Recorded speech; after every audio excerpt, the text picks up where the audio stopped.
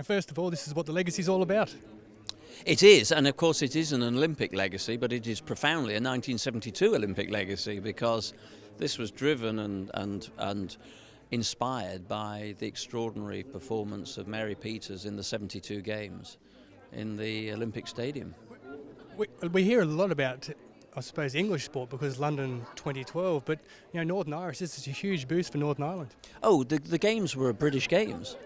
I never set out in Singapore to win the right to stage a Games for only 500 acres of East London, and however fantastic the transformation of that part of London has been, this had to be a UK-wide, a British Games. It was unsustainable if it was on any other basis. Actually, the highest approval ratings right the way through the project, from bid to delivery, were actually in Northern Ireland. So this is a part of the world that understands Olympic sport, and Mary Peters and her achievements will live as long as people are living. Have you noticed a discernible difference in people wanting to get involved in athletics since the Olympic Games? Yes, I think most clubs will tell you there's been a big spike in interest.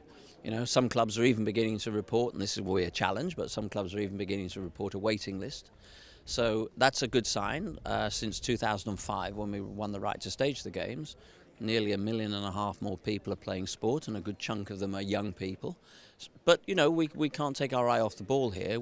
We have 10 years to go on driving that ambition and to capture everything that we witnessed last summer, both Olympic and Paralympic. And finally, a word on Mary Peters. Couldn't be a better role model. No, this is personal for me because, not only is Mary an Olympic champion, and that's a very obvious thing to say here today, but I don't think there's anybody that quintessentially defines legacy as well as Mary has. It was on the flight home in 1972 that she's trying to figure out how she could capture for generations to come what she herself had just achieved hours earlier. And then again, she has almost been a permanent fixture in my career because she was my team manager in 1980 and in 1984 in Los Angeles, and that was a crucial level of expertise to have around you when you're a young athlete not properly understanding the enormity of what you're doing.